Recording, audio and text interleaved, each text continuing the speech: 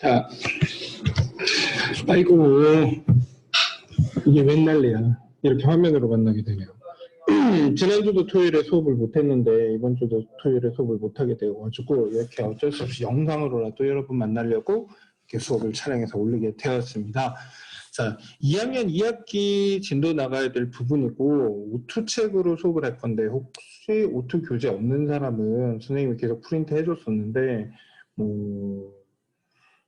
어차피 있어야 되니까 나중에 시험 때 다시 한번 풀어보면 좋으니까 오투 교재 구매해가지고 같이 보면 좋을 것 같아요.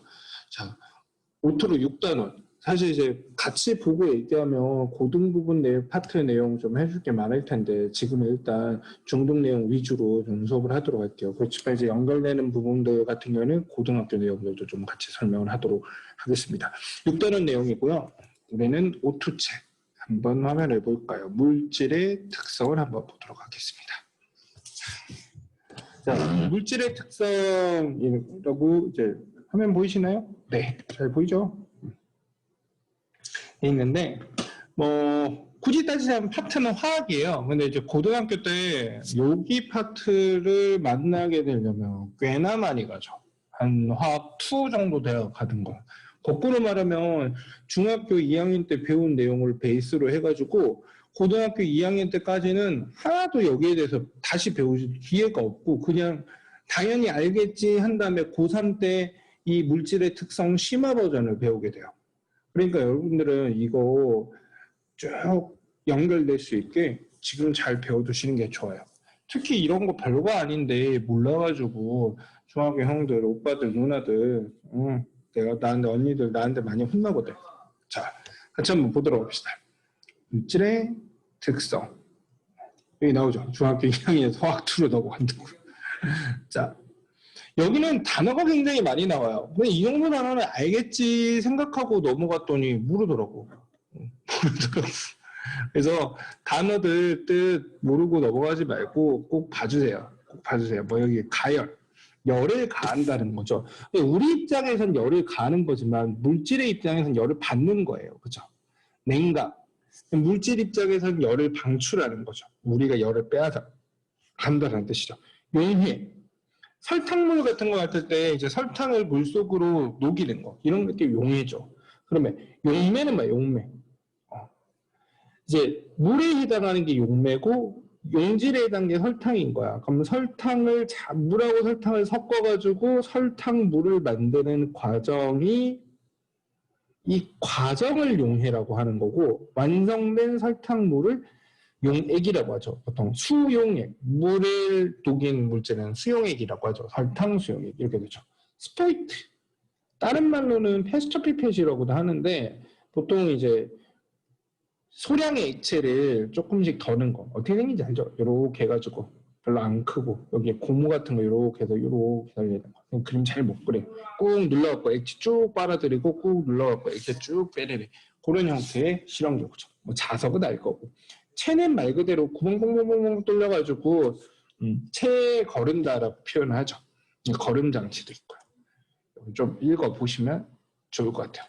이런 단어 모르는 친구들이 가끔 있는데 나 고등학생이어서 막 용해랑 뒤에 용해랑 구분을 못해. 용해는 물에 녹이는 걸 용해라 그래. 꼭 물이 아니더라도 보통 이제 액체나 다른 물질에 섞이는 과정을 용해라고 하고 용해는 가열을 해서 녹이는 과정이야. 꼭 열이 다 있었죠. 여기서 빨간색 화살표로 돼 있는 과정은 다 가열을 해야 됩니다. 물질이 열을 받아야지 진행이 되는 상황이죠. 파란색은 이제 냉각이 되어야지 열을 방출해야지 되는 상황인데 고체가 액체로 가는 거 융해, 액체가 고체로 가는 거 응고, 액체에서 기체로 가는 거 기화, 기체에서 액체로 가는 거 액화. 액화라고도 하고 응축이라고도 많이 그럽니다. 액화, 응축. 그리고 기체에서 고체로 왔다 갔다 하는 건 승화입니다. 승화. 됐죠? 이런 용어는 당연히 알아야 됩니다. 내가 정한 것도 알고 있어야지. 자, 넘어가 보도록 합시다. 자, 물질의 특성 여기 은근히 어려워합니다. 은근히 어려워하는데 왜 어렵나?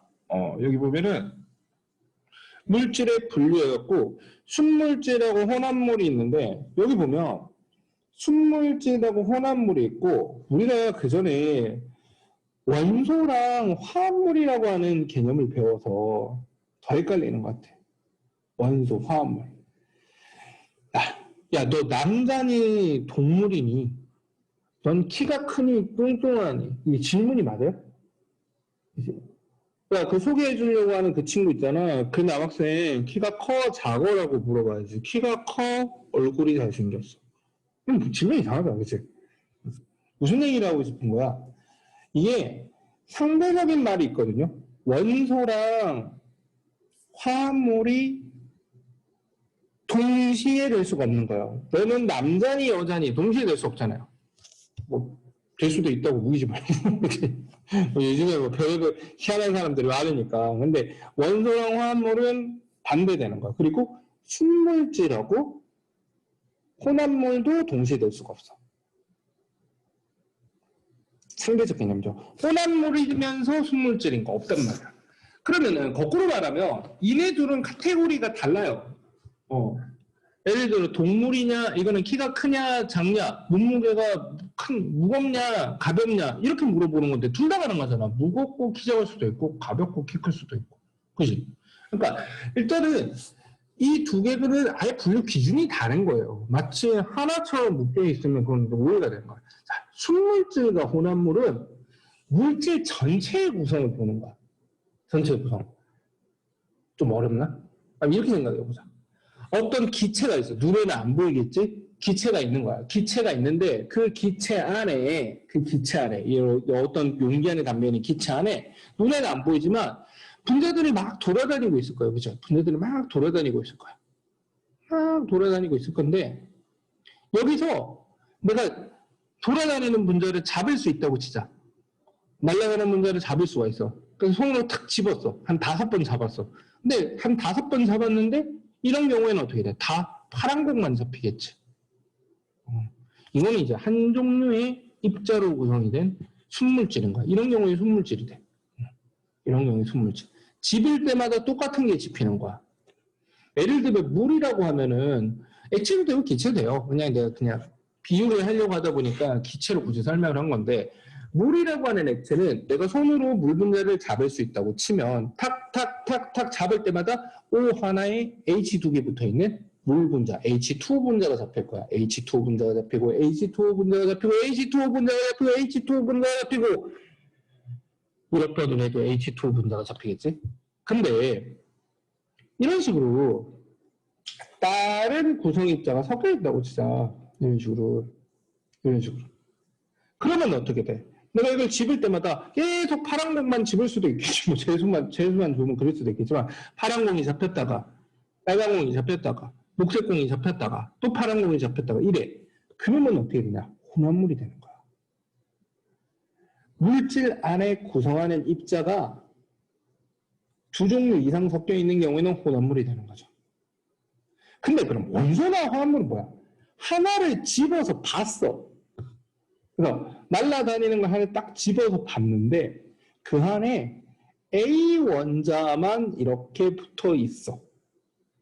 그럼 원소가 되는 거야.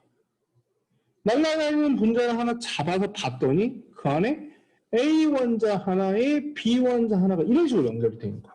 그럼 화합물인 거야. 이해돼? 안 된다고? 다시 한번 설명해 볼게. 그러니까 내가 물에서 순수한 물이 있다고 쳐요. 그러면 집을 때마다 물 분자가 잡히니까 그건 순물질이야. 근데 물 분자를 집어서 보면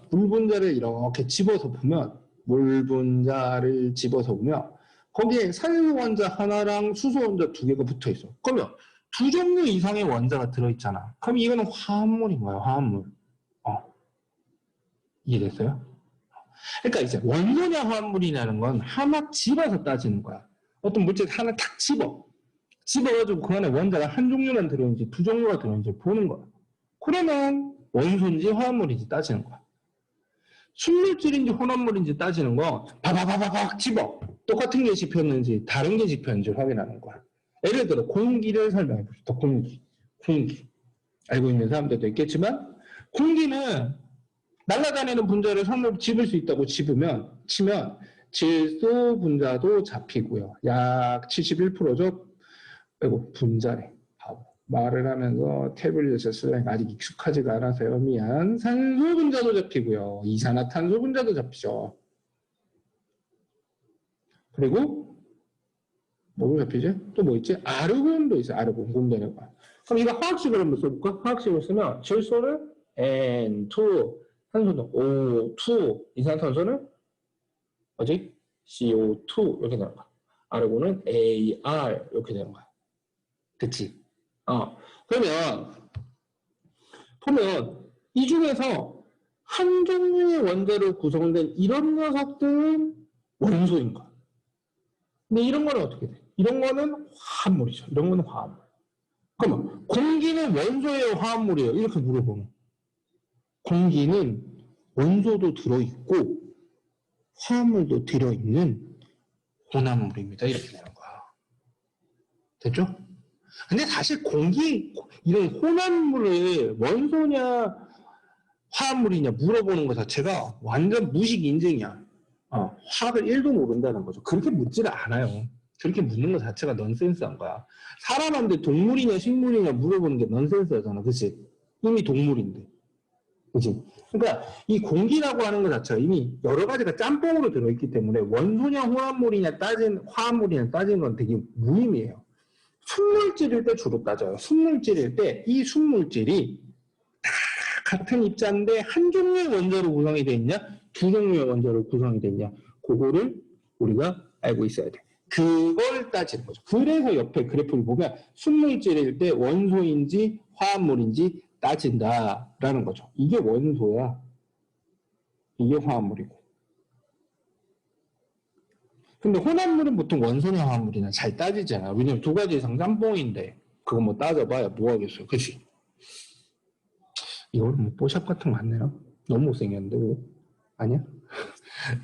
죄송합니다. 자, 그래서 한 종류 원소로 이루어지는 그러니까 순물질하고 혼합물이 있는데 순물질은 구성 입자들은 다 똑같은 입자예요. 물 분자, 구리 원자. 그렇지만 한 종류 원자로 구성이 돼 있으면 원소라고 하고 두 종류 이상의 원소로 돼 있으면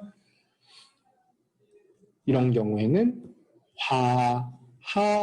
화합물이라고 합니다. 쭉 읽어보세요. 선생님 자세하게 설명 안 해주는 거잖아요. 불친절의 끝이죠. 이거 좀 읽어보면 됩니다. 됐죠? 자, 그러니까 물질의 특성은 뭐냐? 이 당연히 물질의 특성입니다. 그치? 물질의 특성. 물질마다 고유한 성질인 거예요. 맛도 다르고, 생김새도 다르고, 촉감도 다르고, 냄새도 다르고. 그치? 근데 이제 화학에서 주로 말하는 거는 끓는 점하고 녹는 점하고 이런 걸 제일 많이 쓰고 그 다음에 이제 밀도, 용해도까지 많이 씁니다. 색깔, 냄새, 맛 당연히 물질의 특성이긴 한데 이거랑 둘 다 흰색 가루야. 먹어봤어. 이건 달달하고 이건 씁쓸해. 두 개 다른 거였어. 하고 끄 죽으면 무슨 의미가 있어. 그치? 먹어서 안 되는 것들이 먹어도 되는 것보다 먹어서 안 되는 것들이 더 많다 보니까 이거 함부로 맛보는 거 아니고 냄새도 잘못 맡으면 큰일 나요. 그래서 색깔은 눈으로 볼 수 있으니까 됐지만 냄새하고 맛 정도는 뭐 참고만. 색깔이라고 해도 똑같은 색깔이라고 같은 물질이라고 볼 수 없어. 소금하고 설탕을 똑같이 곱게 갈아놓으면 구분이 잘 안 된단 말이에요. 그렇지? 찰가루랑 고추랑 뭐가 구분이 돼? 그렇지? 이런 식으로 화학에서는 끓는 점과 녹는 점과 밀도, 용해도 물질 고유한 성질이라고 합니다. 고유한 성질이라는 거 바꿔 말하면 같은 물질이 아닌 이상 이 성질이 조금이라도 다르다는 거예요. 그러니까 끓는 점은 비슷할 수는 있어도 똑같을 수는 없어요. 녹는 점도 비슷할 수는 있지만 똑같을 수는 없어요. 이게 고유한 성질인 거야. 물질의 종류에 따라 무조건 다른 거야. 근데 꼭 내가 이렇게 강조 안 하면 같을 수도 있잖아요. 이렇게 생각을 하더라고. 아니야. 다른 거야. 물론 비슷해서 구분하기가 어려운 경우는 있어. 우리가 쌍둥이 구분하기 어렵잖아. 근데 쌍둥이는 똑같은 사람이야? 그건 아니잖아. 그치? 조금 다를 뿐이죠. 좀 거의 비슷한 조금 다르잖아. 그치? 근데 비슷한 건 있어도 같은 건 없어요. 같은 물질인 경우에는 양에 관계없이 일정하다. 이게 되게 중요해. 그러니까 물을 보통 우리가 100도씨에서 끓는다라고 얘기를 하는데 그게 물의 양이 적든 많든 100도씨까지 도달하면 끓는 거야. 다만 차이점이 있다면 우리가 라면을 10개 끓이려고 물을 많이 부어놓으면 물을 끓일 때 시간이 오래 걸리죠. 100도까지 올리는데 많은 열이 필요하죠. 그러니까 끓는 점이 더 높은 거 아닌가 이렇게 착각을 할 수 있는데 끓는 점이 높은 게 아니라 그냥 그 온도까지 올리기 위해서 많은 열이 필요하다 이렇게 생각을 하시면 됩니다. 그렇죠? 순물질은 물질의 특성이 일정하지만 혼합물은 성분물질 혼합 비율에 따라 물질의 특성이 달라진다. 이거 되게 중요해. 무슨 말인지 잘 못 알아듣는 경우도 있고. 무슨 말이냐면 일단 물은 끓는 점이 100도야. 물론 나중에 가면 100도씨에서 변하는 것도 나오지만 일단 기본적으로 100도야. 우리가 살고 있는 일기압에서는 100도거든. 근데 거기에다가 그 설탕을 넣으면 끓는 점이 좀 변해요. 올라갈까 내려갈까? 올라갑니다. 끓는 점이 조금 올라가요. 많이 넣으면 조금 더 많이 올라가고. 답을 말해버렸다. 무슨 말인지 알아? 물이 100도씨에 설탕을 넣으면 끓는 점이 올라가는데 설탕물에 끓는 점은 정해져 있는 게 아니야. 설탕을 많이 넣으면 끓는 점이 많이 올라가고 설탕을 조금 넣으면 끓는 점이 조금 올라가는 거야. 이해했어요?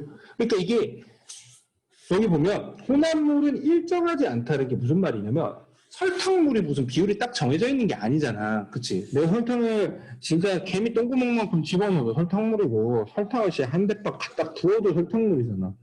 이게 내가 설탕물을 어떻게 만드느냐에 따라서 이 성질은 일정하지가 않아요.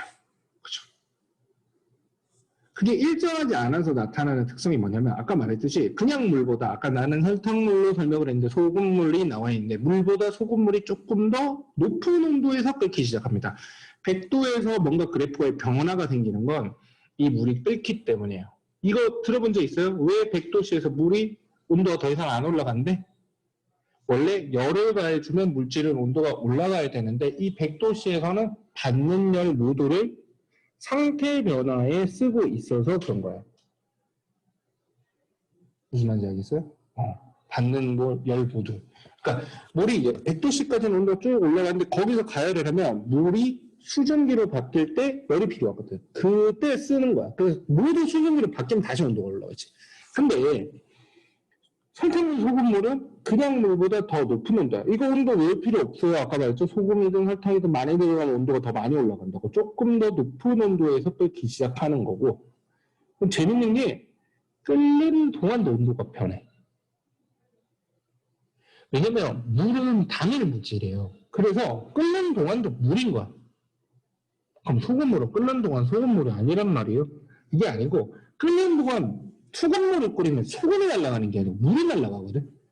물이 계속 날아가니까 밑에 있는 소금물은 계속 진해지는 거야. 아까 뭐랬어? 진할수록 설탕을 많이 탈수록 끓는 점이 높아진다고 그랬지. 그러니까 끓이면서 끓는 점이 올라가. 이거 제대로 배우려면 화투 수준이거든. 되게 어려운 내용이야. 네 애가 막 혀에 빠졌는데 막 가가지고 혼합물은 끓이면서 진해지기 때문에 끓는 점이 올라간다. 이렇게 딱 설명을 하면 과학 전부 잘하는 것처럼 보죠. 이게 끓이면서 혼합물이 진해지기 때문에 끓는 점이 더 높아져요. 끓으면서 끓는 점이 올라가는 거야. 쭉. 얘도 수증기로 되면 이렇게 되고 얘로 수증기로 되고 나면 다시 이렇게 올라갑니다. 어는 것도 마찬가지야. 똑같은 설명 두 번 길게 안 할게. 어는 것도 소금물 설탕물이면 더 낮은 온도에서 얼고 얼리는 동안도 어는 점이 변하기 때문에 낮아지기 때문에 이렇게 돼요. 그리고 설탕이나 소금이나 들어가면 어떻게 된다? 끓는 점이 올라가고 어는 점이 내려가요. 그냥 외우기 쉽게 하려면 맹물에다 설탕, 소금 타면 끓이기 빡세지고 얼리기 빡세지구나. 그래서 온도를 더 올려야 끓고 더 낮춰야 어는구나. 이렇게 생각합니다. 됐죠? 달걀을 삶을 때 물에 소금을 넣는다. 그러면 물이 조금 더 온도가 올라가고 달걀이 더 잘 익는데요. 뻥치시네. 왜 뻥인지 내가 이따 얘기해줄게. 라면을 끓일 때 스프를 먼저 넣고, 이 맨날 뭐 싸우는데. 요즘 친구들은 컵라면을 많이 먹어갖고 안 싸우나? 라면을 끓일 때 스프를 먼저 먹냐, 면을 먼저 넣는 거냐 막 싸우는데, 여기 나와 있네. 교과서에 나와 있어. 스프를 먼저. 나중에 스프를 먼저 파는 요 교과서 중학교 2학년 2학기 교과서에 나와 있으니까 그걸로 싸우면 된다. 오투책으로. 그지? 여기는 이제 겨울철 자동차의 냉각수가 얼절 부동액. 이네 한자로 된 단어 어려워서 부동액. 부동액. 부 아니다. 동 얼동자. 겨울 동자랑 비슷한 한자. 얼동자인데 얼지 않는 액체라는 거야. 응? 무들이 자동차 안심인 사람은 더 잘 알 텐데 자동차 엔진이 휘발유가 타면서 뜨거워지죠. 점점점 뜨거워지죠. 개 뜨거워지죠. 그럼 짱 좋지.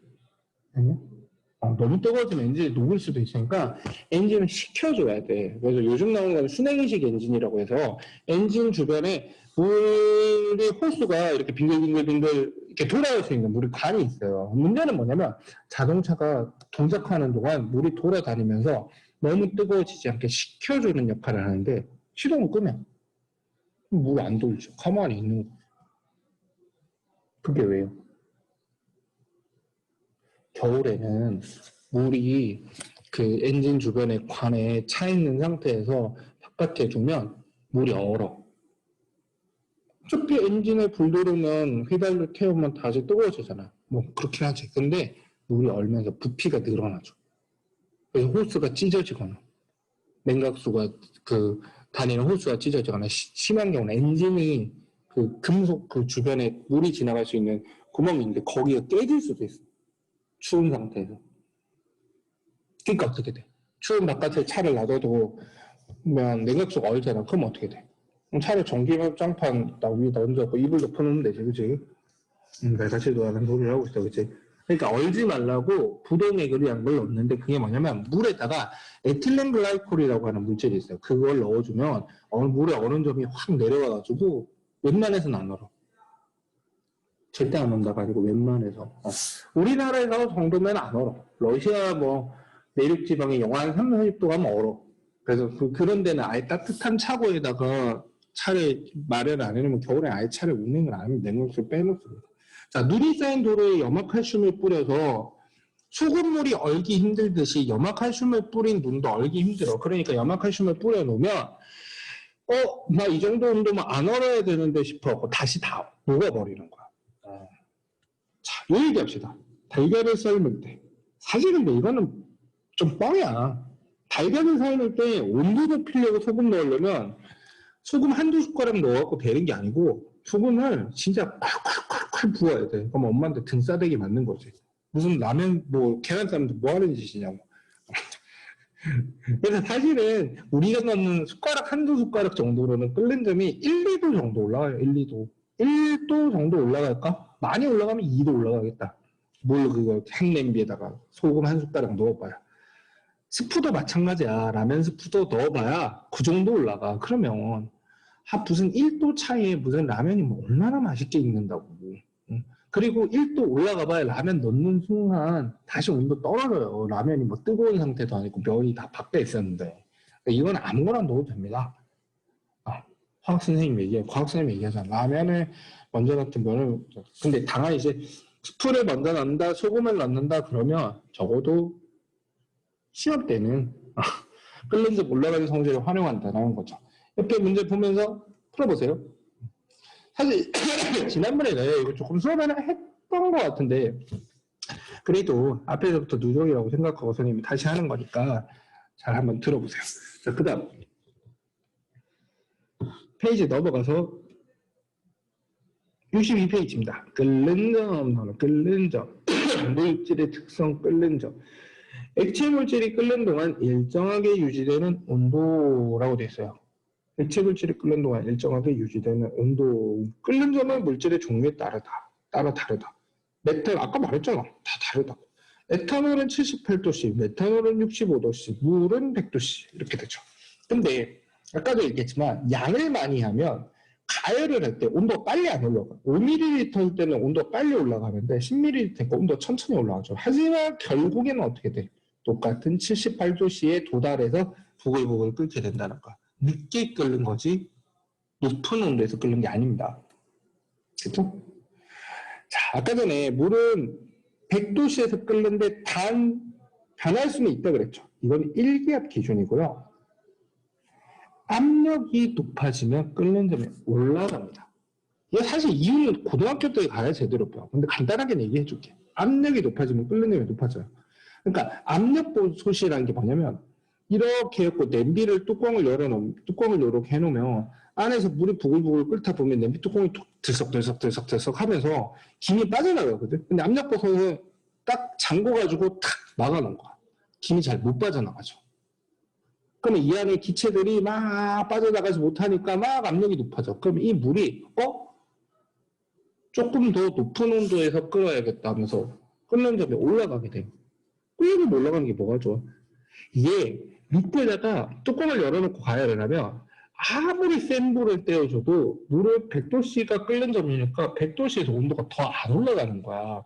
그러니까 끓는 물 속에 들어있는 야채든 고기든 쌀이든 무조건 100도씨로 가열을 하는 거야. 근데 조금 더 온도가 높으면 당연히 더 잘 익겠죠. 그러니까 끓는 점 자체를 올려주면 더 높은 온도에서 가열을 받는 거야. 그러니까 압력밥솥 해놓으면 100도보다 더 높은 압력이 높아지니까 더 높은 온도에서 부글부글 물 끓고 있는 거야. 110도, 115도 막 이런 데서 막 쌀이 안에 들어있는 거죠. 그러니까 쌀이 탱글탱글 빨리 익게 되죠. 그렇지만 뚜껑을 너무 꽉 막아놓으면 어떻게 돼? 압력이 높아질 때 어떻게 돼? 잘못하면 터지겠지. 그치? 그래서 압력밥솥이 위에 좀 무거운 추를 조그마한 구멍 위에 무거운 추를 올려놔서 너무 압력이 높아질 때만 추가 들썩거리게 만들어. 칙칙칙칙 하고 한번 빠져나가면 내려오고 칙칙칙. 그 추 못 움직이게 이게 테이프로 꽉꽉꽉 매가지고 한번 해봐요. 그럼 집에서 폭탄이 터져갖고 엄마한테 등싸대기 맞는 수준이 아니고 그냥 집을 통째로 날릴 수도 있어. 재수 없으면. 그치? 해보면 안 되겠지. 해보래. 자, 여기 나옵니다. 반대로 압력이 낮아지면 엄청 부글부글 끓고 있는데 100도가 안 돼. 끓는 점이 낮아지니까. 산에 올라가서 밥을 하면 설 익는다라는 표현을 하는데요. 그 이유가 뭐냐면 산에 올라가면 공기들이 대부분 지구가 있으면 지구 표면에 많아요.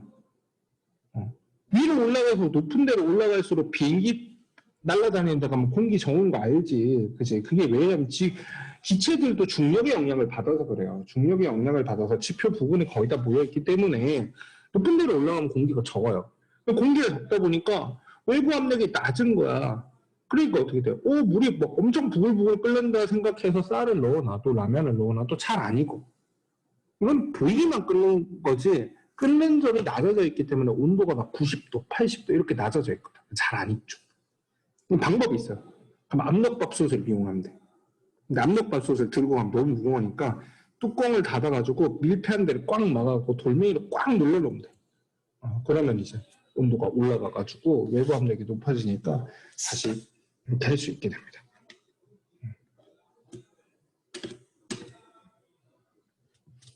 잠시만요.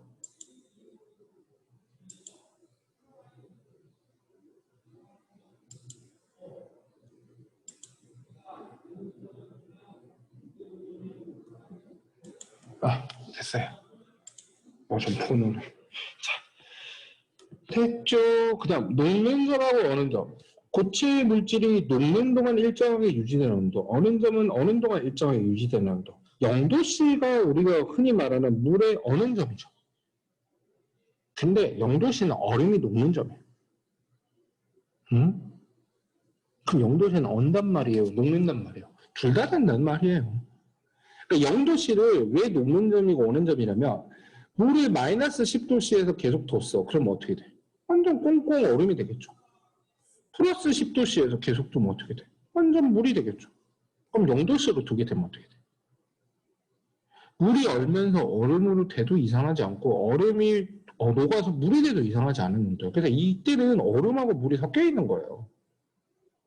이 상태에서 계속 냉각을 해주면 얼음으로 다 바뀌는 거고 이 상태에서 계속 가열을 해주면 물로 다 바뀌는 거죠. 즉 물이든 다른 물질이든 어는 점, 녹는 점에서는 고체 상태와 액체 상태가 같이 섞여 있다라는 걸 알고 있어야 됩니다. 그래서 여기 보면 물질의 종류에 있다는데 여기 보니까 녹는 점에서는 어는 점에서는 고체와 액체가 섞여 있다는 거죠. 가열을 하니까 온도가 올라가고 온도가 올라가다가 일정해질 때 고체가 액체로 바뀌고 있습니다. 그리고 반대로 바뀌니까 더 온도가 올라갔죠. 여기서부터는 아마 냉각을 하나 봐요. 불 끄고 놔두면 온도가 떨어지다가 얼게 돼요. 얼다 그러면 꼭 물이 오는 것만 생각하는데 뜨겁게 녹인 물체가 다시 고체로 되는 건 다 어는 거야. 설탕 같은 거 평상시에 고체잖아요. 불 위에 두면은 녹거든. 식으면 다시 굳죠. 그것도 어는 거야. 언다는 단어가 너무 차갑다라는 이미지가 강해서 그렇지만 그냥 뜨거운 액체가 식으면서 굳는 건 다 어는 거야. 삼겹살 기름이 항상 그 그릇에 기름 있는 거 막 그거 일부러 긁어서 먹는 사람 잘 없잖아. 그래서 그릇에 있다가 옆에 보면 이렇게 나중에 굳죠. 그것도 오는 거야. 돼지 기름이 뜨거운 불판 위에서 녹았다가 그릇 위에서 식어서 얼었다. 이상한 거 아니에요. 자, 녹는 점, 끓는 점 물질의 상태 어떤 의미가? 자, 이거 중요한데 어떤 물질이 녹는 점과 끓는 점을 알고 있으면 현재 온도에서 상태를 알 수 있어요. 예를 들어 어떤 A라고 하는 물질이 녹는 점이 마이너스 100도씨야. 녹는 점이 마이너스 100도씨고 그리고 끓는 점이 멜팅 포인트라고 해서 녹는 점을 내가 영어로 쓴 거야. 귀찮아서. 보일링 포인트 끓는 점인데 끓는 점이 플러스 50도씨야. 근데 우리는 보통 어디에서 살고 있어요? 25도씨 정도에서 살고 있다고 생각하거든. 그럼 이 A 물질은 현재 상태가 어느 상태냐라고 하면 마이너스 100도씨에서 녹고 언데 그 말은 뭐야? 25도씨면 다 녹은 거잖아. 그치? 다 녹은 거지. 그리고 50도씨에서 끓는다. 그럼 25도씨에서 끓겠어? 아니지. 아직 안 끓은 거지. 현재 온도에서 이 물질은 아직 녹기는 녹았지만 끓지는 않았다. 그럼 뭐야? 녹기는 녹았는데 끓지는 않았다. 액체죠, 액체. 근데 B라고 하는 물질은 녹는 점이 예를 들어서 80도야. 녹는 점이 80도. 녹는 점보다 보통 끓는 점은 더 높죠. 끓는 점은 예를 들어 300도. 이러면 어떻게 돼? 25도씨면 아직도 녹지도 않았다. 이렇게 생각하면 돼. 녹지도 않았다. 녹지도 않았을 거 뭐야? 고체. 이렇게 되죠. C라고 하는 물질이 있어. 녹는 점이 마이너스 100도씨고 끓는 점이 마이너스 10도씨래. 근데 현재 온도는 25도씨야. 그럼 어떻게 돼? 마이너스 10도씨에서 끓으니까 25도씨면 이미 다 끓은 거 아닌가? 그지? 끓는 점보다 높은 온도면 물은 100도씨가 끓는 거니까 100도씨보다 더 높은 상태에서는 다 끓은 상태로 존재할 거 아니야. 그치? 이 C라고 하는 물질은 마이너스 10도씨에 끓는 거니까 마이너스 10도씨보다 온도가 높으면 다 끓은 상태로 존재하는 거야. 25도씨면 이미 다 끓은 상태라고 생각을 할 수 있죠. 오케이?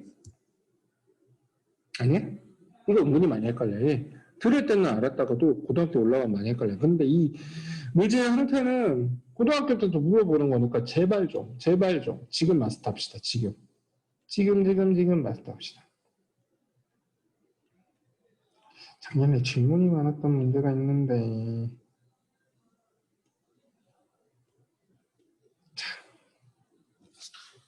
안 보인다. 자, 물질의 특성. 그 다음 밀도 있습니다. 밀도.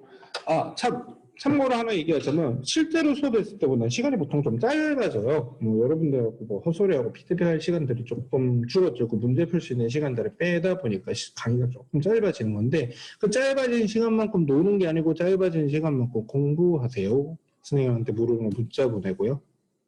오케이? 자, 물질의 특성 갑니다. 하고 있지만 끓는 점 녹는 점 했으니까 이제 그 다음에 밀도. 이거는 계산이 들어와서 조금 어려워하더라고. 밀도 얘기하면 나는 몇 년째 똑같은 얘기해. 얘들아, 품 1kg이 무거워, 철 1kg이 무거워? 철이라고 생각하는 사람 분명히 있어. 품 1kg하고 철 1kg은 무게가 같습니다. 이제 이해 안 됐어요? 1kg인데 무게 같지. 다만 소문 1kg 주세요 하면 이때만큼 줄 테고 철은 1kg 주세요 하면 요만큼만 주겠지. 이해돼? 철 1kg 주세요 그러면 조그만 덩어리 하나만 줘도 조그만 아래 하나도 1kg가 훨씬 넘어간대. 그지? 솜은 1kg 주세요 그러면 막 이불처럼 커다란 덩어리 준다고. 우리가 흔히 난 분명히 1kg이라고 물어봤는데도 불구하고 철이 더 무거워요라고 생각할 수밖에 없냐면 우리는 실제 질량으로 무게를 인식하지는 않아. 우리는 밀도를 많이 생각을 하게 돼. 무슨 얘기냐면 스티로폼이 무겁니라고 하면 무거울 수도 있고 가벼울 수도 있는데 니는 가볍다라고 얘기하고 철이 무겁니라고 물어보면 무거울 수도 있고 가벼울 수도 있지. 왜 철이 가벼워요? 철 요만한 거 잘라갖고 들면 가볍지. 스티로폼도 집채만한 거면 무겁지. 안 그래? 에이, 쌤, 똑같은 크기로 비교해야 되죠. 그래. 그게 밀도야. 밀도는 물체를 같은 크기당 질량을 보는 거야. 밀도는 공식으로도 많이 기억해요. 질량을 부피로 나눈 값, 이거를 밀도라고 합니다라고 하는데 선생님 말하잖아. 늘. 공식 외우는 거 극혐. 이건 외워지는 건 괜찮은데 왜 질량을 부피로 나누냐. 야, 예를 들어 니네가 1,000원으로 1,000원 너무 적다. 어제 1,000원 뭐 사냐. 그치? 10,000원으로 어떤 과자를 5봉지를 샀는데 1,000원을 5로 나눴어. 그럼 그게 뜻이 뭐야? 숫자는 2,000 나올 건데. 이게 의미 알아? 그치? 봉지당 몇 원인지를 구할 때 그런 거야. 그치? 봉지당 몇 원.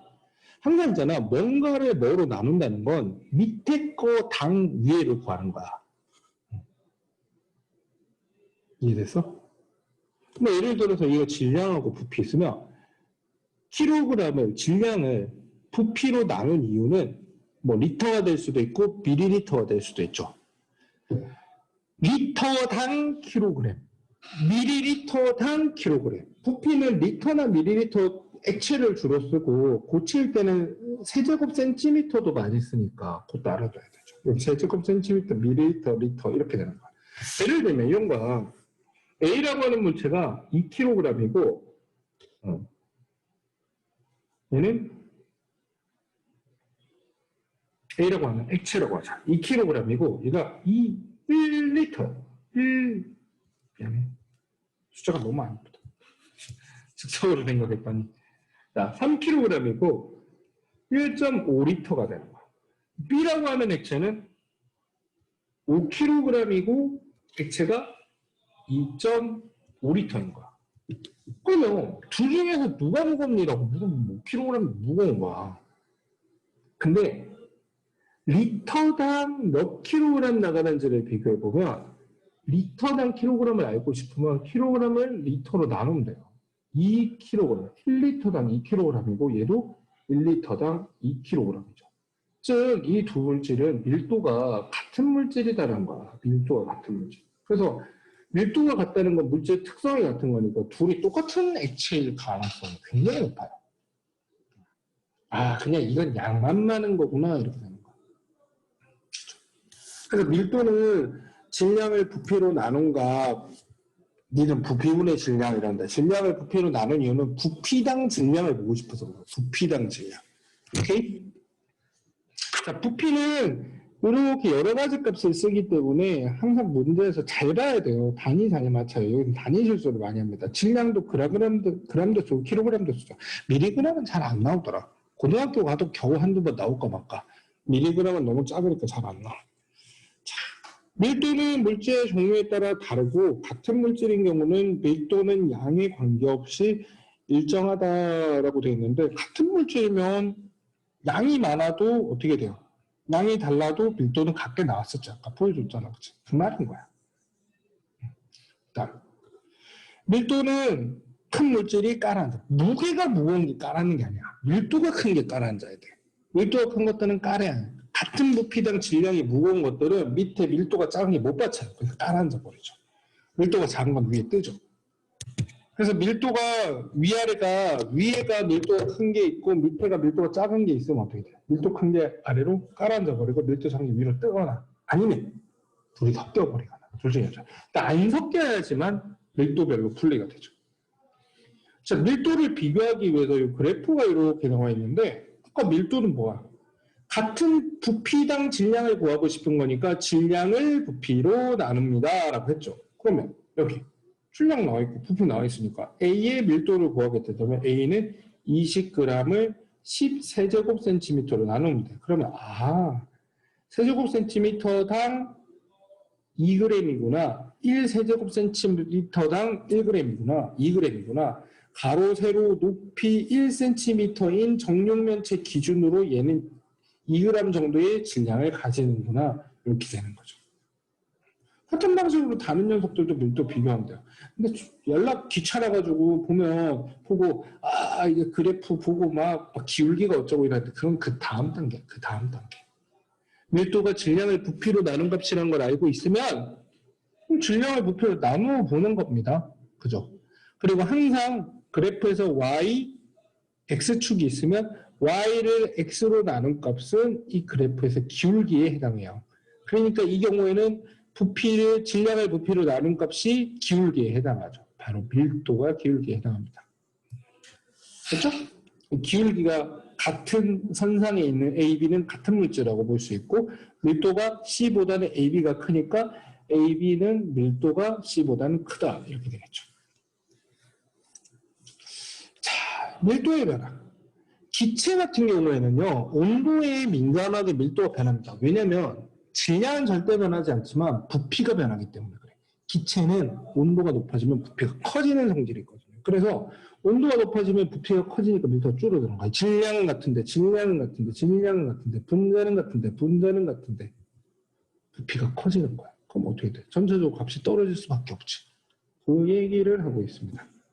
and 압력이 높아지면 부피가 크게 감소한다라고 되는데 압력이 높아지면은 부피가 기체는 훅 누르게 되면 어떻게 돼? 부피가 훅 줄어드니까 그 경우에는 부피가 증가할 때랑 반대로 밀도가 증가해버리죠. 그래서 기체는 온도와 압력을 같이 표시해주지 않으면 밀도값이 별로 의미가 없어요. 항상 같이 표시해줘야 한다. 오케이? 됐죠? 자, 밀도와 관련된 거. 뭐 뜨고 이런 거야. 뜬다. 깔아앉기 위해서는 납덩어리를 찬다. 잠수는 허리에 납덩어리를 차고 있다가 깔아앉아요. 의외로 있잖아. 바다에 가보면 둥둥 떠서 수영하는 것도 힘든데 작정하고 깔아앉는 것도 힘들어. 애매하게 숨 못 쉴 만큼 자꾸 깔딱깔딱 하지 확 깔아앉는 것도 힘들어. 그래서 허리에 납주머니를 차고 내려가. 올라올 때는 그거 풀어버립니다. 그것 때문에 말이 많지. 그거 환경오염 시킨다고. 됐죠? 그 다음에 공기보다 밀도가 작은 헬륨 채우면 뜨죠. 근데 입으로 불면 중간에 안 떠. 왜냐면 입속에 들어있는 공기는 우리 옆에 있는 공기랑 별반 다를 거 없고 오히려 입에서 나온 공기는 이산화탄소라고 이산화탄소 같은 밀도가 높은 기체들이 섞여 있기 때문에 깔아앉아 버리게 됩니다. 자, 요거는 좀 어려우니까 잘 봐둡시다. 가스 누출 경보기를 설치할 때는 LNG, 우리가 흔히 말하는 천연가스, 도시가스라고 부르는 메테인입니다. 천연가스, 도시가스라고 부르는 메테인은 공기보다 가벼워요.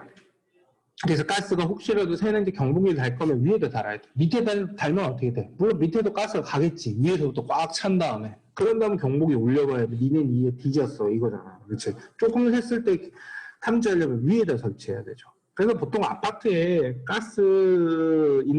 가스레인지 설치되어 있으면 부엌 부근에 보면 위에 다 있습니다. 가스 경보기가. 이거는 요새는 가정집에서는 잘 안 쓸 거야. 뭐 중국집이나 큰 식당에 가면 회색 가스통 맞죠? LPG. 이거는 액화 석유가스라고 하는, 이거는 부탄가스, 프로판가스를 말하는 건데, 부테인이야, 정확한 표현은. 프로페인이죠. 근데 보통 이제 프로판가스, 부탄가스라고 많이 하니까. 이 녀석들은 공기보다 무거워. 그래서 어떻게 되냐면 꼭 아래쪽에 경보기를 설치 안 하면 어떻게 돼? 위에다 경보기 설치하면. 실컷 다 또 가스로 챈 다음에 그때서야 눈치 채면 잘못하면 죽겠지. 그치? 됐죠? 넘어간다. 용해도 여기 조금 어려워한다. 여기 확실히 조금 어려워하거든. 용해도 한번 봅시다. 아까 용해 해서 넘어갑니다. 자, 포화 용해, 불포화 용해. 무슨 말이냐면 어떤 용액에다가 설탕이든 소금이든 녹이면 이게 무한대로 녹는 게 아니야. 무한대로 녹지 않지. 들 녹고 깔아놓는 경우도 분명히 있다는 거 알죠? 그게 녹일 수 있는 최대치가 있는 거야. 그걸 용해도라 그래.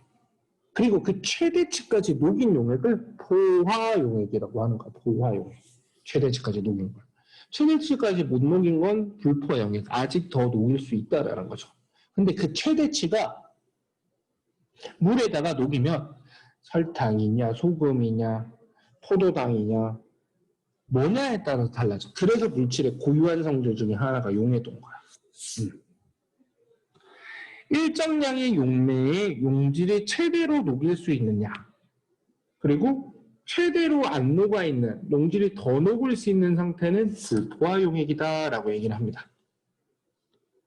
자, 여기 보니까 고체 용해도, 소금, 설탕 이런 거에 해당하는 거야. 용해도는 물질의 고유한 특성이긴 한데 이게 또 온도에 예민하게 반응을 해요. 온도가 높을수록 증가를 합니다. 니네 따뜻한 물에 설탕 녹이면 더 잘 녹지. 찬물에 설탕 잘 안 녹는단 말이야. 커피 믹스 찬물에 타보세요. 겁나 안 녹아. 그치? 그런 것들이 고체의 용해도가 온도에 영향을 받는다라는 걸 알 수 있는데, 웃기는 건 대부분의 고체, 모두는 아니야. 대부분의 고체는 온도가 높아지면 용해도가 높아지는데 그 용해도 변하는 정도가 달라. 여기 볼까? 와, 이거 맨날 시험에 나와. 질산칼륨은 온도에 따라서 용해도가 엄청 많이 변하죠. 그치? 근데 여기 보니까 염화나트륨 같은 경우는 거의 변화가 없어. 그치? 염화나트륨이 우리가 흔히 말하는 소금이야. 그치? 그러니까 소금은 어떻게 돼? 굳이 따뜻한 물에 녹일 필요가 없어. 그래서 김장 담을 때, 배추 절일 때 찬물에 그냥 남아. 염화나트륨은 그래서 바닷물도 엄청 짠 게 찬물에도 잘 녹아. 근데 따신 물이라고 딱히 잘 녹지가 않아. 온도에 따른 용해도 변화가 적고, 이런 질산칼륨 같은 온도에 따른 용해도 차이가 커요. 이런 것들이 그 물질의 고유한 특성이 된다라는 거죠. 곡선의 기울기가 클수록 온도에 따른 용해도 변화가 크다. 그러면 이건 무슨 말일까?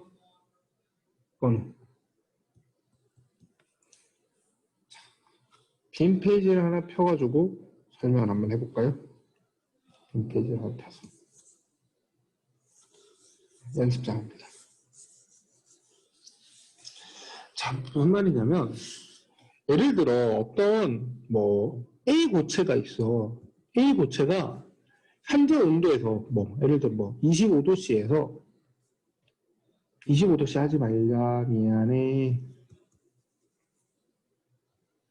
60도씨 따끈따끈 뜨겁지 사실 60도씨 물에 용해도가 80이다 라고 써져 있어. 일단 이거 뜻부터 한번 알아봅시다. 용해도가 80이다 라는 건 무슨 뜻일까? 아는 사람들도 있겠지만 한번 보면 용해도가 80이다 라는 건 여기 보면 여기 보여요? 요거 보여요? 요거 보여? 요거 엄청 중요한데 이게 무슨 말이냐면 이 용해도가 80이라는 거는 무조건 80 녹는다는 게 아니고 물 100g 기준으로 이 용질 A를 80g 용 A라고 썼는데 알아들어 80g을 녹여서 용액을 180g을 만들 수 있습니다 라는 뜻이야. 그러면 이거는 물 50g을 준비하면 어떻게 된다는 거야? 100g 기준으로 80g 녹는다는 거니까 물이 적으면 당연히 더 적게 녹아야지. 똑같이 녹으면 이상하잖아. 그치? 물이 50g이면 40g까지 녹아서 포화 용액 190g을 만들 수 있습니다. 라는 거야. 물이 200g이면 어떻게 돼? 물이 200g이면 이건 100g 기준으로 80g을 녹일 수 있으니까 200g이면 160g을 녹여서 용액 360g을 만들 수 있습니다. 다 녹일 수 있는 양은 달라지지만 비율은 똑같죠. 그래서 물질의 고유한 특성이라고 하는 거야. 이해됐어? 자, 다시 용해도가 80이라고 하는 건 아까 말했지만 물 100g 기준으로 80g까지 녹일 수 있다는 거야. 근데 이게 온도가 높을수록 용해도가 커진다 그랬지. 그러니까 얘는 온도를 낮추면 예를 들어 한 15도씨까지 냉각을 했어. 이 정도 시원한 물 정도 되죠. 그랬더니 용해도가 20으로 떨어졌네. 그러면 이건 무슨 말이야? 이거는 물 100g 기준으로 용질이 20g 녹아 있습니다. 20g까지 녹아 있을 수 있습니다. 라는 얘기가 되는 거야. 헐. 그럼 어떡해? 처음에 이걸 딱 해서 이만큼 녹여놔. 그 다음에 온도를 낮추면 어떻게 될까? 80g 녹여놓은 상태에서 온도를 낮추면 20g까지밖에 녹여낼 수 없으니까 녹아 있을 수 없으니까 어떻게 돼? 60g은 어떻게 돼? 튀어나와야 돼. 어디로? 용해관에 잘 녹아있던 80g 중에서 20g만 그대로 녹아있고 나머지는 이렇게 60g은 밑에 쌓이게 돼. 석출이 된다라고 하죠. 석출. 온도가 낮아지면 녹아있던 고체들이 튀어나오게 돼요. 용액 밖으로. 예를 들어 뜨거운 물에다 천천히 설탕을 녹여가지고 많이 녹인 다음에 온도를 낮추면 어떻게 돼? 설탕이 밑에 가라앉을 수 있단 말이야. 그게 바로 석출이 된다라고 얘기를 하는 거예요. 이게 계산 문제로 굉장히 어렵게 쉽게 내면 땡큐인데 어렵게 낼 수 있는 내용이다 보니까 여러분들은 여기가 이 단원이 어려운 단원으로 분류가 됩니다. 그 얘기는 조금 이따 또 할게요. 자, 용액을 냉각하면 용해도가 감소하므로 용해도보다 많이 녹아있다. 냉각해서 도달한 온도보다 그 온도에서 용해도보다 많이 녹아있던 건 무조건 석출이 돼야 됩니다. 라고 하는 거예요. 됐죠? 그다음 기체 용해도는 숫자는 안 나와요. 하지만 온도가 낮을수록 더 잘 녹아. 고체는 온도가 높을수록 잘 녹는데 사이다 생각해요. 사이다. 탄산음료 생각하면 냉장고에 꼭 넣어놔야 되는 게 냉장고 넣어놔라 금 빠진다라고 얘기를 하잖아. 이게 기체가 액체 속에 녹아 있을 때는 온도가 낮을 때 잘 녹아 있어. 열면 하고 빠져나가고 미지근하면 다 빠져나온단 말이야. 온도가 낮을수록 용해도가 좋아. 그냥 사이다 생각하세요. 저는 사이다 싫어요. 콜라 생각하세요. 그러니까 그리고 압력이 높을수록 용해도가 증가한다라고 돼 있는데 이것도 되게 중요해. 이거 왜 중요해? 위에는 압력 얘기가 없었어. 고체는 꾹 눌러준다고 그런 거 없어. 근데 기체는 꾹 눌러준 상태에서는 잘 녹아 있어. 그래서 어떻게 돼? 탄산음료가 꽉 해갖고 뚜껑 꽉 내려놓은 거야. 그래서 캔이든 페트든 만져보면 어떻게 돼? 딱 하단 말이야. 딱 열면 팍 하고 있어야 돼. 기체가 쫙 빠져나간 다음에 만져보면 어떻게 돼? 캔도 누르면 쑥 들어가고 페트병도 누르면 쑥쑥 들어가죠. 처음에 삥하게 압력을 넣어놓거든. 압력이 높은 상태에서는 잘 녹아있어. 그러면 거꾸로 뚜껑을 따면 어떻게 돼? 압력이 낮아졌으니까 용해도가 떨어지고 용해도가 낮아지면 녹아있던 기체들이 튀어나옵니다. 자, 이거는 굳이 설명은 필요 없지만 간단하게 설명을 한번 하자. 이거는 약간 제대로 설명하려면 하투까지 끌고 들어가야 되는데 왜 고체가는 온도가 높을수록 잘 녹고 왜 기체는 온도가 낮을수록 잘 녹을까? 잘 생각해봐. 녹아있다라는 건 물 사이에 껴서 돌아다니고 있다는 거야. 물 사이에 껴서 돌아다니고 있다는 거야. 고체 상태일 때는 가만히 있는 거야. 기체 상태일 때는 졸라 돌아다니고 막 사박팔박 날아다니는 거야. 물 사이에 껴서 돌아다니는 상태가 돼야 돼. 그럼 어떻게 돼? 고체 상태일 때는 가만히 있다가 물 사이에 껴서 돌아가려면 좀 움직여야지. 그러니까 어떻게 돼? 움직이려면 에너지가 필요한 거야. 그래서 열을 받아야 잘 녹는 거야. 근데 기체 상태일 때는 막 돌아다니니까 에너지가 넘쳐. 그러니까 어떻게 돼? 에너지를 좀 낮춰줘야지 얘가 좀 느려지고 물 사이로 들어갈 거예요. 그래서 온도를 낮춰야지 녹는 거야. 이해됐어요? 이런 거 잘 물어봐. 나중에 영어적인 시험 같은 거 볼 때. 이런 거를 선생님한테 들은 대로 겁나 있어 보이게 표현하기보다 니네들만의 독창적인 표현으로 이렇게 되는 것 같습니다 라고 하면 이 자식은 화학 공부할 때 기체는 온도가 낮을수록 용해도가 커진다. 고체는 온도가 높을수록 용해도가 커진다. 있는 그대로 외웠다가 아닌 게 돼버리는 거야. 이번에 이제 뭐 영재고 기출 문제도 공개되고 한 거 보면 역시나 여러분의 사고력, 추리력, 논리력 이런 걸 요구를 하죠. 넘어봅시다. 요거 해봐야 돼, 요거. 요거 이제 몇 페이지냐면 74페이지, 75페이지인데 여기를 좀 많이 어려워해. 어려워하는데 꼭 해봐야 돼. 여기가 안 풀리면 뒤에 몇 문제가 막히게 되는데 우리 반은 잘하는 반이잖아. 아니야? 나만 그렇게 생각하나? 74페이지랑 75페이지는 지금 해주지 말고 너네들이 한번 도전한 다음에 며칠 있다가 여기는 해설을 다시 또 올려주도록 할게요. 다음번 해설 강의 올라갈 때 같이 올리도록 하자. 그게 좋을 것 같아. 굿 아이디어. 내 메모지 어디 갔을까? 메모지가 어디 갔는지 모르겠다. 아, 여기 있다. 적어놔야지 안 잊어버리죠. 그 다음에 2학년 2학기 오투 74, 75 해설 나중에 이거 답지라도 잘 이해 안 된다는 사람들 종종 있거든. 그리고 혼자 하니까 어느 정도는 되는데 100% 안 돼요 하는 사람도 많단 말이야. 그러니까 꼭 해보세요. 근데 해보기 전에 내가 일방적으로 해주는 건 진짜 무의미한 것 같아서 여기 조금 어렵더라도 해보고 몇 번 문제 어렵다라고 남겨주면 선생님이 꼭 풀어주도록 할게. 그치? 자, 그 다음에 혼합물의 분리 나오는데 이건 그냥 읽어보면 돼.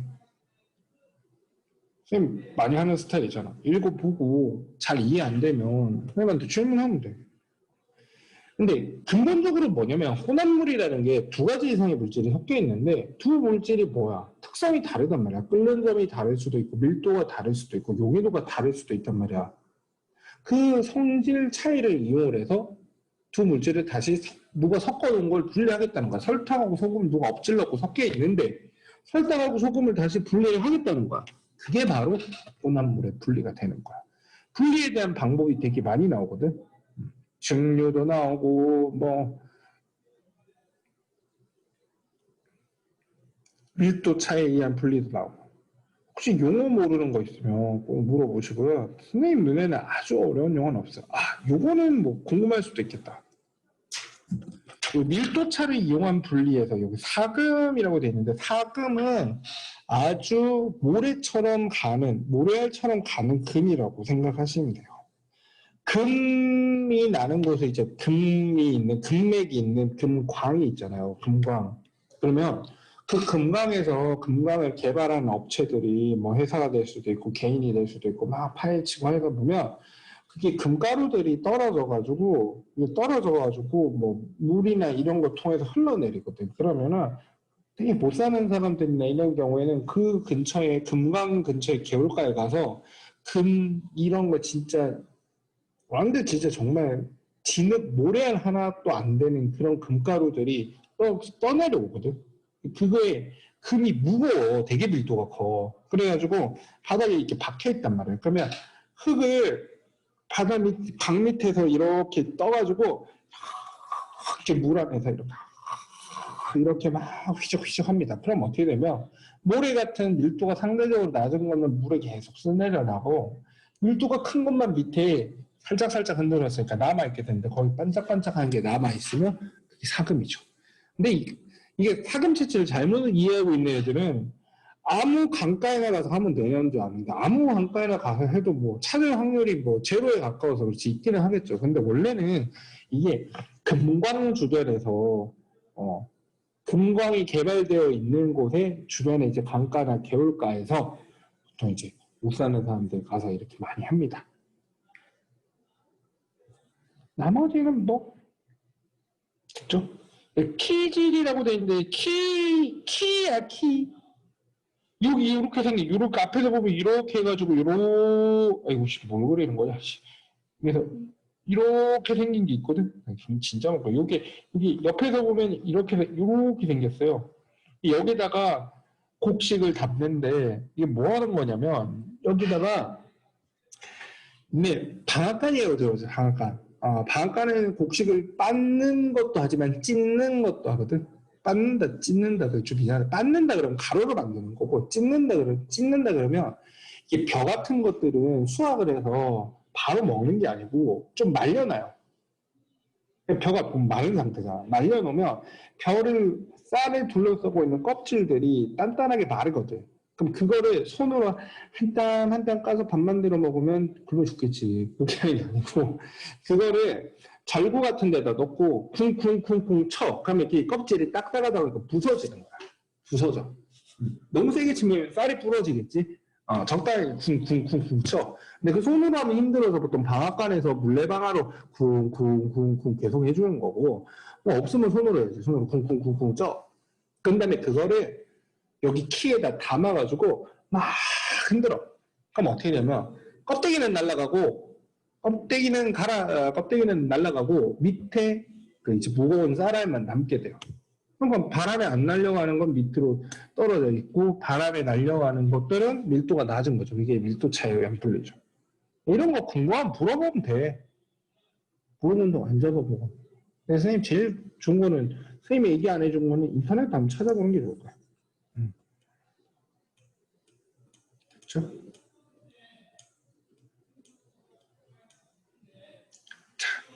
혼합물의 분리 2 나오는데 요거는 재결정을 이용한 분리라고 되어 있는데 재결정을 이용한 게 아까 전에 용해도차 이용한 거야. 근데 앞에서 그 용해도 74페이지, 75페이지 풀 수 있다면 이건 아무것도 아닌데 거기가 안 풀렸다면 여기가 막혀.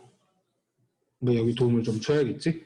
근데 거기랑 할 때 같이 하는 거고 크로마토그래피는 설명해 줄게요. 크로마토그래피는 난 당연히 어렸을 때 해봤을 줄 아는데 초등학교 때 해봤지 그러면 아니요 하더라고 요새는. 요새는 과학책에서 빠졌나 봐요. 크로마토그래피라고 선생님 어렸을 때는 거름종이로 많이 했었는데 실제로 과학 실험실에서 하는 건 그거보다 훨씬 정밀하게 하지만 대략이라도 흉내낼 수 있는 건 뭐냐면 거름종이를 잘라가지고 이렇게 길게 잘라가지고 여기다가 사인펜을 점으로 딱 찍어. 그래 놓고 이렇게 해가지고 물이나 에탄올이나 이런 데다 이렇게 살짝 담가. 살짝 담가. 그럼 어떻게 되냐면 이게 액체가 이렇게 타고 올라가는 거예요. 이렇게 타고 올라가. 이렇게 타고 올라가가지고 이게 이렇게 분리가 돼요. 여기 점이 하나, 둘, 셋, 넷 이런 식으로 끌려가면서 분리가 돼요. 이 액체를 타고 올라가서. 이게 어떤 원리로 분리가 되는 거냐면 이 원리는 사실은 화학원에 나옵니다. 근데 웃기는 건 화학원에는 크로마토그래피가 안 나와. 화학원을 배운 사람은 알 수 있어. 웃기는 거죠. 대충 알려주자면 이게 예를 들어 물을 썼다 그러면 어떤 여기다가 찍어놓은 게 성분이 한 가지 성분이면 그냥 물 따라 올라가고 끝인 거야. 근데 보통 사인펜, 물감 이런 것들은 여러 가지 색깔을 섞어서 원하는 색깔을 만들어 놓은 경우가 많단 말이야. 이건 이제 색소들은 눈에 잘 보니까 색소를 설명하는데 원래 색소만 하는 게 아니고 모든 혼합물은 다 쓸 수 있습니다. 섞여 있는 두 물질이 전개액이라고 그러는데 이 따라 올라가는 액체랑 친한 애들은 잘 따라 올라가. 덜 친한 애들은 안 따라 올라가거나 이제 뭐 천천히 가는 거죠. 이 예를 들어 물을 담갔다 그러면 물하고 친한 애들일수록 물을 올라가서 거름종이 적셔서 올라가는 거에 바짝 따라서 올라가는 거야. 근데 물하고 덜 친한 애들은 올라가는 둥 하는 둥 하는 거죠. 이걸 화학원에 가면 뭐라고 표현하냐면 용매와 용질의 극성 차이에 의해서 분리를 한다라고 되어 있는데 그 극성이라는 말이 좀 어렵고 화학원 때 배우니까 우리 좀 공부해서 조만간 극성, 무극성 알아들을 수 있게 합시다. 잘 나왔네. 다음에 언젠가 조만간 극성, 무극성 화학원 수업 한번 하도록 할게요. 됐죠? 크로마토그래피 결과가 있는데 이게 올라가지. 근데 이제 여기다가 점을 찍어놓고 시작했는데 점이 하나만 보여. 이건 점으로 안 칩니다. 올라간 거니까. 하나. 올라가다가 두 개가 되고 하나. 올라가다 이렇게 두 개가 되는 거야. 그러면 이 두 가지 성분이 섞여 있고 이 두 가지 성분이 섞여 있는 거야. 같은 높이에 있는 거는 똑같은 시간 동안 올렸으면 전개했다라고 표현을 하는데 액체에다 담궈서 액체가 올라가게 했다면 같은 시간 동안 같은 높이까지 올렸으면 같은 위치에 있는 거는 같은 물질이라고 봐야 되는 거지. 그렇죠? 엄청 많이 한다. 운동 선수 도핑 테스트 들어봤죠? 그 소변 받아갖고 피 받아가지고 그 안에 소량의 마약이라든지 아니면은 그런 금지된 약물이 있는지 테스트하는 것들. 중금속 검출, 입의 색소 분리. 보시다시피 아주 극소량이더라도 분리하거나 검출할 수 있는 가장 정밀한 방법 중에 하나입니다. 근데 이거 그냥 거름종에다 찍어갖고 이거 하는 거 정도는 그냥 귀엽게 따라하는 거고 실제로 실험실에서는 굉장히 심혈을 기울여서 하죠. 아주 유리판에다가 실리카 파우더를 발라놓고 전개액은 적당하게 전개할 수 있도록 두 종류 이상의 액체를 몇 대 몇으로 섞어놓고 진짜 간에 달한 캐필러리라고 부르는 아주 가는 모세관으로 시료를 한 방울 찍어가지고 여기다가 살짝 한 방울만 찍습니다. 이게 또 많이 찍어놓으면 분리가 잘 안 돼요. 살짝 찍어놓으면 이게 점이 몇 개로 세퍼레이트가 되는지를 보고 이게 몇 가지 이상의 물질이 들어있구나라는 걸 알 수 있어요. 그러면 이걸 보고 나서 이거를 컬럼이라 그래갖고 큰 관이 있어. 엄청 커.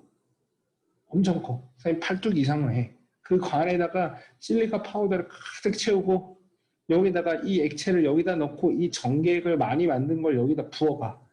부으면 얘가 이제 쫙 내려가면서 띠가 생겨. 띠가 생겨. 분리되면서. 그럼 이 밑에서 이제 띠가 내려오길 기다렸다 받는 거지. 첫 번째 띠 받고 두 번째 띠 받고 세 번째 띠 받고. 이거 이제 액체 크로마토그래피라고 했고 실험실에서 물질 분리용으로 많이 쓰는 건데 해보면 엄청 정밀하긴 한 건 봤는데 엄청 귀찮아. 그냥 이거 내려오는 거 기다리고 있는 게 너무 지겨워. 선생님 대학원에 있을 때는 스마트폰도 없던 시대인데 그냥 내려오는 거 그냥 멀뚱멀뚱 기다리고 있는 거야. 이게 또 훅 지나가면 안 돼요. 분리하려고 내렸는데 잘못하면 첫 번째 띠랑 두 번째 띠랑 겹쳐지니까 되게 천천히 내려오거든. 그리고 또 내려왔는지 안 내려왔는지 육안으로는 잘 안 보여. 자연선 등 켜놓고 계속 확인해야 돼. 이게 되게 쉽지 않은 실험인데 이렇게 하면 되게 정밀하게 분리할 수 있어요. 용의도 관련해 갖고는 추가 수업을 할 겁니다. 그렇게 하면 보시다시피 6단원이 끝나죠. 6단원 여러분들 이거 공부하고 하면 생각보다 조금 어려울 수 있으니까 꼭 모르는 내용들은 질문하도록 하고 일단 최대한 6단원 한 번에 다 해보는 걸 목표로 조만간 7단원 강의랑 용의도 강의도 올리도록 할게요. 아이고 고생 많았다. 고생 많았다. 이놈의 코로나는 우리 다음 주면 얼굴 볼 수 있으려나 모르겠네요. 다음 주 주말까지는 못 볼 것 같고 그 다음 주에는 볼 수 있도록 그리고 그 다음 주에 볼 수 있다면 보강이 진행이 되도록 좀 신경 쓰도록 하겠습니다. 안녕.